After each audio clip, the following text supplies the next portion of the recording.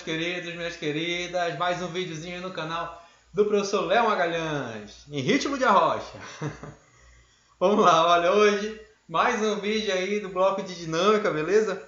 Na aula passada falamos sobre leis de Newton, hoje vamos falar sobre tipos de força, os tipos básicos de força aí que a gente precisa conhecer, né? Lembrando esses tipos de força da mecânica, tá, gente? Da mecânica clássica, beleza? A gente não vai abordar, por exemplo, força elétrica, força magnética, não. Forças lá da mecânica, exatamente por a gente estar num bloco de dinâmica, né? Para quem é novo no canal, não esqueça de se inscrever, beleza? Dê o joinha aí no vídeo. E eu já explico para você. Eu estou dividindo os meus vídeos em blocos, né? Se você for lá nos favoritos, lá no meu canal, você vai ver os blocos tudo certinho. A gente já viu o bloco de cinemática, estamos no bloco de dinâmica e temos também os vídeos anteriores, tá? Não perca lá, assista e tá completão.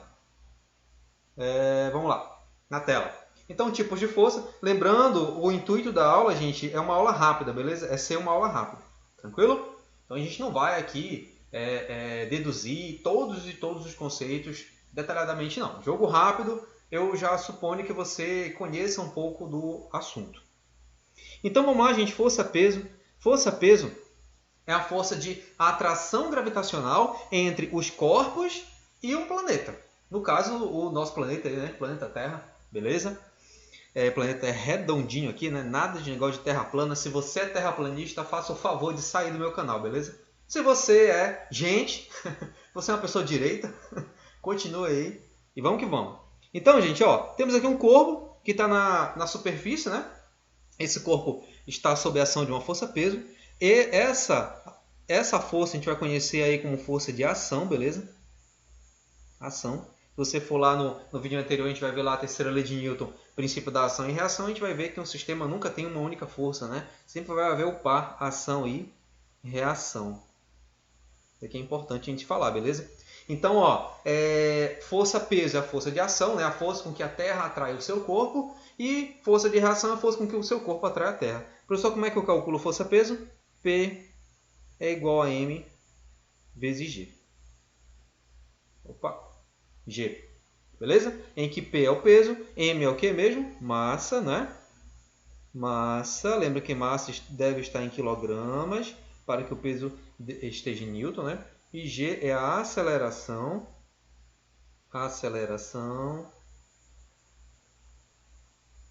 da gravidade.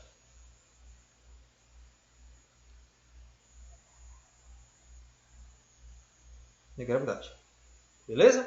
Lembrando que de onde eu tirei isso aqui? Peso, massa e gravidade da segunda lei de Newton, né? Segunda lei de Newton. Acabamos de falar aqui, ó, da terceira lei, estamos falando agora da segunda lei de Newton, né? Força resultante igual ao produto da massa pela aceleração. Outra força muito importante é a força normal. Gente, ó, atenção. Força-peso é um tipo de força cuja sua natureza vai ser uma natureza de campo. Como assim? Como assim natureza de campo, professor? Ó, não é necessário... Comigo aqui. Opa. Não é necessário para que você tenha peso que você esteja em contato com a Terra. Basta, única e exclusivamente, que você esteja no campo gravitacional terrestre. Por isso o nome. Força de campo. Existem duas classificações, né, que a gente utiliza muito aí, é muito útil no ensino médio, é muito útil até para você compreender a terceira lei de Newton. Eu tenho força de natureza de contato e campo, certo? Se chama natureza da força, contato e campo. Contato é necessário, literalmente o contato entre os dois corpos. Exemplo, força normal, força de atrito, força de tração, força elástica. E força de campo, força-peso, força elétrica, força magnética, enfim. Então na tela... Por que você colocou isso, professor? Força de campo? Porque a força normal vai ser uma força de contato. Força de... Opa, vou colocar assim, contato. Tranquilidade? Lembrando que força normal nunca, jamais será força de reação da força-peso. Pelo amor de Deus, tem livro, tem gente, tem autor que está dizendo por aí que força normal é uma força de reação. Não é, gente. Não é. Para que seja par, ação e reação, é necessário que as forças não se anulem, que estejam sob corpos diferentes, beleza? E que tenham a mesma natureza. A normal não se encaixa em nenhuma dessas três. Perceba que quando eu falo de força normal, eu estou falando de um único corpo em relação à força-peso, né? Eu tenho normal e o peso atuando sobre o único corpo já descaracteriza. Outra coisa, normal é força de contato, peso é força de campo, já descaracteriza. Outra coisa, normal anula o peso, já descaracteriza. Então, normal não é força de reação da força-peso. Comigo na tela, força normal, eu trouxe 3 exemplos aqui para vocês. Por quê? Porque não tem como você calcular, melhor, não tem como calcular sim, professor, tá doido, né? Não existe fórmula para força normal. Para você determinar a força normal, é necessário você saber qual é a força que aquela normal está anulando, vamos dizer assim. Primeira informação é que força normal, ela sempre vai formar 90 graus com a superfície. Então, 90 graus com a superfície. Ok? 90 graus com a superfície. Segundo, que para eu determinar, como eu já falei, ela vai ser sempre oposta. É só você determinar a força que está oposta a ela. Beleza? A resultante de forças, né, que estão naquela direção. Então, veja bem. Na horizontal, eu tenho força-peso. Num plano inclinado, quem está oposta à normal, essa minha linha ficou horrível, é o que a gente vai chamar de PY. Professor, não sei o que é PY. Te acalma, vai ter uma aula futura que a gente vai ver isso aí. E essa normal no plano vertical vai ser uma força F qualquer. Alguém está pressionando, né, esse bloco contra a parede, gerando uma força F. Que conclusão a gente chega?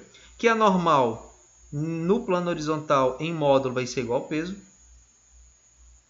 Que no plano inclinado, força normal em módulo vai ser igual ao PY. Para quem não sabe, PY é uma componente da força-peso.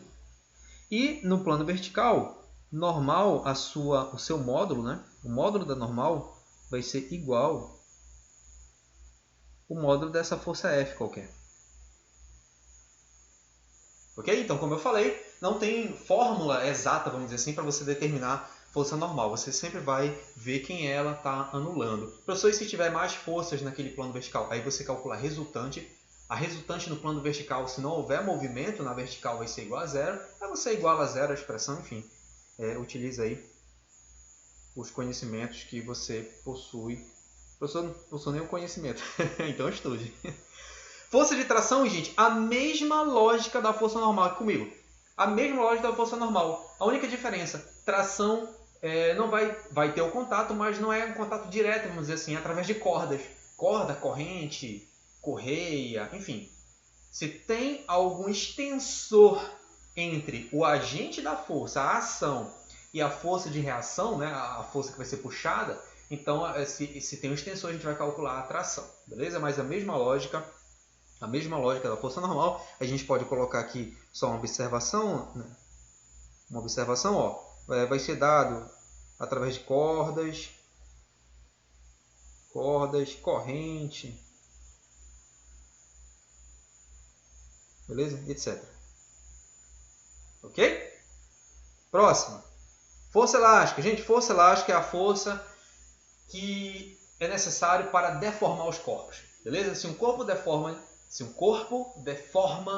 de forma linear, a gente aplica o que a gente chama de lei de Hooke.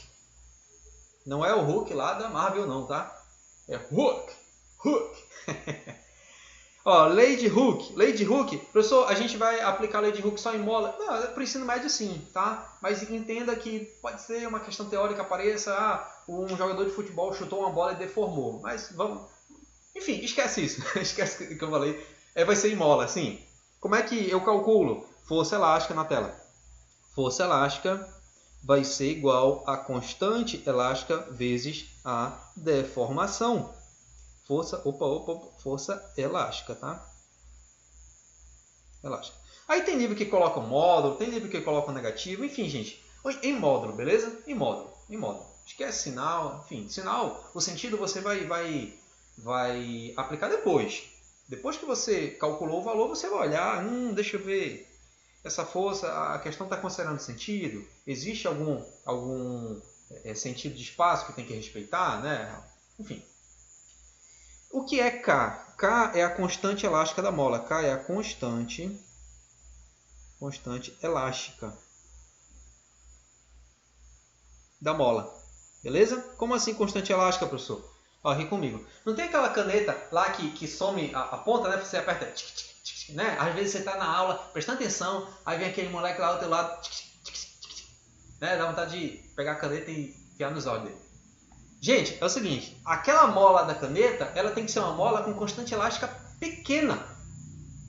Por quê? Porque é necessário que você vença a resistência dessa mola de forma fácil. Qual sentido teria eu colocar uma mola muito dura, uma mola muito rígida? Certo? Então, a constante elástica está ligada à elasticidade da mola. Se a mola for muito macia, a constante elástica é baixa. Se for muito dura, a constante elástica é maior. Exemplo, as molas da suspensão de um carro. Elas têm que ser bem rígidas, né? Elas têm que aguentar o peso do carro, o peso da bagagem que você vai colocar lá, enfim. E o X, professor? O X é a deformação. É quanto que essa mola vai esticar ou comprimir. Lembrando que a mesma fórmula serve para os dois, tá? Esticar ou comprimir. O gráfico, não vamos estudar gráfico aqui, tá? Mas só para você ter uma ideia de como é simples, vai ser uma reta, gente. Porque é uma função de primeiro grau. E outra coisa, esse gráfico ele tem a origem no ponto zero. Beleza? É importante isso daqui depois para a gente calcular, por exemplo, o trabalho da força elástica. Isso é interessante. Tá? Olha. Você tá olhando era para mim, né? Enfim. Beleza? Vamos dar sequência. Força de atrito. Gente, força de atrito é uma força de contato também. Tá? Vamos colocar aqui, ó, força de contato. E ela está ligada à fricção. Ela sempre vai estar contra o deslizamento. Vou colocar aqui, ó, contra o sentido dela, né? O sentido. Sentido. Professor, qual é o sentido? Direita, esquerda, cima, baixo? Gente, o sentido, basta você analisar onde é que está a tendência de deslizamento. Então, o sentido sempre estará contra o deslizamento. Como assim, professor? Perceba. Imagine esse bloco aqui. Esse bloco, ó, ele está sendo puxado para a direita, né? Então, o deslizamento vai para a direita, logo o atrito está para a esquerda. Só que tome muito cuidado. Se eu tiver uma roda traçante, ou seja, aquela roda de um carro que está ligada no motor, aquela que está dando tração, aquela roda que faz o veículo se mover, aí o negócio, essa regra ainda vale, mas muita gente se confunde, beleza? Então perceba, quando essa roda gira, ela gira nesse sentido, ó. Então, apesar do veículo ir nessa direção, mas a tendência de deslizamento da roda está indo para cá, para a esquerda. O veículo está indo para a direita, mas a tendência de deslizamento da roda está indo para a esquerda. É só você pensar assim, se o motorista pisar fundo no acelerador, é para essa direção que a roda patina. Se é para essa direção, esse sentido, né? Se é para esse sentido que a roda patina, então o atrito está para a direita. Então, é errado você falar que o atrito está contra o deslocamento. É aí que eu quero chegar. O atrito nem sempre vai estar contra o deslocamento. Quando eu estou falando de uma roda, ou quando eu estou falando de uma pessoa que está caminhando, tá? Você aplica a força para trás. Quando você caminha, quando você corre, o teu deslizamento do teu pé vai para trás, o teu corpo vai para frente. Então o atrito está para frente, na mesma direção e sentido do movimento. Então tome muito cuidado. Toma cuidado também quando essa roda não for traçante. Já ouviu falar em tração? A maioria dos carros populares vendidos no Brasil, a tração é dianteira, ou seja, nas rodas da frente. Então as rodas de trás ela não tem tração, na maioria, tá? E, então a roda de trás ela serve para apoiar o veículo, né? Então a tendência do deslizamento dessa roda está para frente e o atrito está para trás. Ok? Muito bem, professor. Como é que eu calculo força de atrito? Tem como? Tem sim. Na tela. Força de atrito, FAT, é igual a μ vezes a normal. Olha que lindo. O que é μ? μ é o coeficiente de atrito. Vamos lá. O μ é o coeficiente de atrito. O que é isso, professor? Gente, coeficiente de atrito é um valor adimensional, é um valor que não tem unidade, que vai determinar quão rugosa vai ser as superfícies de contato. Ou seja, se eu tenho superfícies de contato muito rugosas, tipo pneu e asfalto, o coeficiente de atrito é alto. Agora, se eu pegar pneu e uma lajota, uma cerâmica, né? Vamos supor que a tua garagem é lajotada. Então, você vai entrar com o carro na garagem, aquele pneu facilmente vai patinar, né? A roda facilmente vai patinar, porque o pá de atrito, ali, o pá de superfície que gera o atrito, tem um coeficiente de atrito muito baixo. Beleza? N a gente sabe que é normal, né? Uma coisa importante de se falar aqui são os perfis de atrito. As formas de atrito. Eu tenho o atrito estático, eu tenho o atrito estático e tenho também o atrito dinâmico.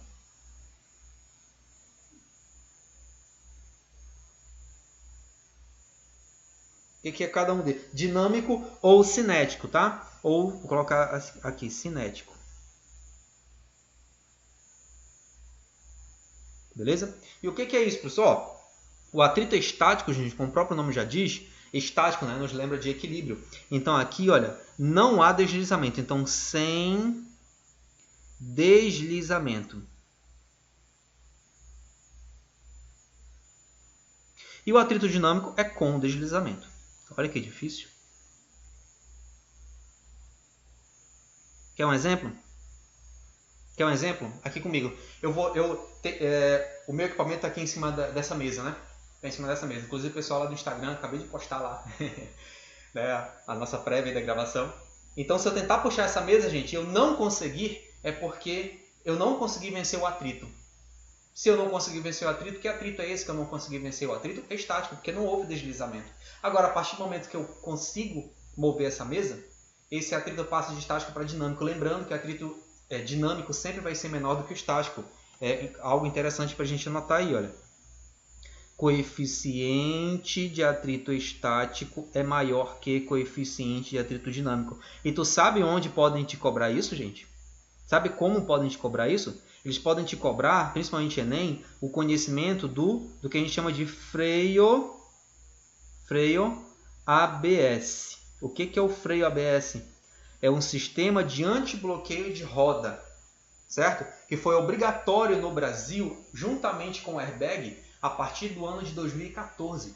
Todo veículo, todo carro popular, né? Não sei te falar até qual o peso dele, enfim, mas todo carro fabricado no Brasil foi obrigatório sair com freio ABS e airbag, que são equipamentos de segurança importantíssimos. E o freio ABS, ele exatamente evita da roda travar, exatamente para o pneu, o contato do pneu com o asfalto ou com a superfície, né, não sair de atrito estático para atrito dinâmico, ok? Então, gente, finalizamos por aqui, tá? Ó, um convite, na próxima aula a gente vai falar sobre forças horizontais e a gente vai direto resolver exercício. Eu sei que os nossos blocos a gente não tem resolvido exercício, tá? Mas forças horizontais é bem legal a gente pegar um exercício e aplicar o que a gente já sabe aí de força normal e de força de atrito principalmente. Espero que você tenha gostado desse vídeo. Se gostou, deixa o joinha. Um grande abraço e até mais. Tchau, tchau.